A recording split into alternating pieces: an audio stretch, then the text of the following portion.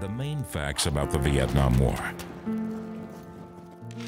The Vietnam War began as a regional conflict and became one of history's worst humanitarian catastrophes. It also changed the way that wars are fought and gave birth to a peace movement that is strong today.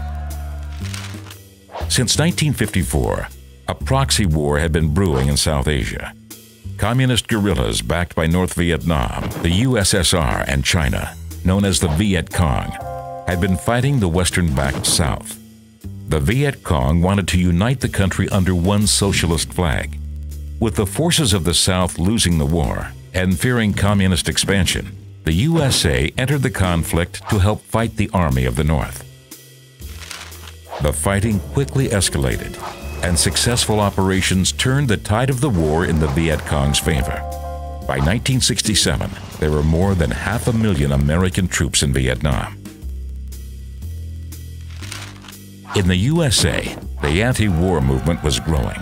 Originally seen as communist sympathizers, this small group grew into a popular protest movement as ordinary Americans became angry about the deaths of soldiers and civilians and the shocking reports about the military's use of napalm and the toxic herbicide Agent Orange.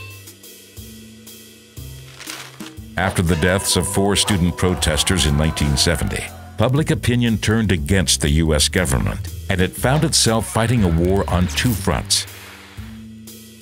The failure to win hearts and minds at home eventually led to the USA's withdrawal. Almost 60,000 American personnel had been killed, and over 150,000 had been wounded. The conflict was a political disaster for the USA, both at home and overseas. Although technically a victory for the North Vietnamese, up to 500,000 civilians had been killed. The total amount of casualties, both civilian and military, is believed to be over 3 million. Both sides had committed war crimes. The ripples of Vietnam can still be felt today.